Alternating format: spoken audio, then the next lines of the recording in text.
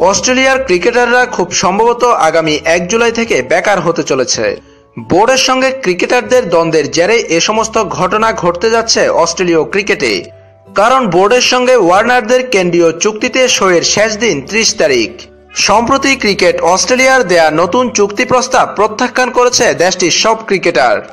যদিও প্রথম প্রস্তাবে রাজি না হওয়ায় অস্ট্রেলিয়ান সংস্থা নতুন একটি চুক্তির প্রস্তাব দিয়েছিল, তবে অস্ট্রেলিয়ার ক্রিকেটার্স ও ক্রিকেট অ্যাসোসিয়েশন সেটিও ফিরিয়ে দিয়েছে।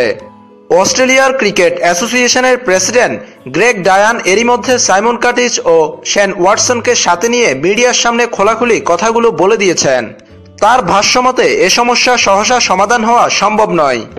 ডায়ান বলেন, এখন দুই পক্ষ দুদিকে অনেক দূরত্ব সৃষ্টি হয়েছে, সমস্যাটি সমাধানের ধারে কাছেও নেই। কিভাবে কি করতে হবে তা দেখছি আমরা, কিন্তু তারা আসলে বেকার হয়ে যাচ্ছে। শীর্ষ খেলোয়াড়দের বোর্ড আয়ের বড় অংশ দিলেও নিচের সারির খেলোয়াড়রা তা পাবে না। নতুন এই নিয়মে চুক্তি করতে চায় সিএ, সেটি রাজি নন কোনো ক্রিকেটার। এখন প্রশ্ন উঠে এসেছে অস্ট্রেলিয়া দলের আগস্টে বাংলাদেশ সফর নিয়ে। তার আগে তাদের এ দলের দক্ষিণ আফ্রিকা সফর, পরে সীমিত ওভারের সিরিজের জন্য ভারত সফর করবে তারা। অস্ট্রেলিয়ার সাবেক টেস্ট ওপেনার এড কয়েন বলেছেন, দাবি পূরণ না হওয়া পর্যন্ত অস্ট্রেলীয় ক্রিকেটাররা অবস্থান থেকে নড়বে না।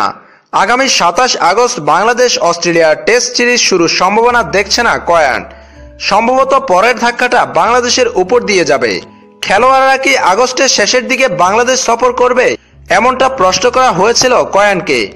কয়েন বলেন, আমার মনে হয় আগেরবার সিকিউরিটি ইস্যু, এবার চুক্তি ইস্যুতে সিরিজ বাতিল হতে পারে।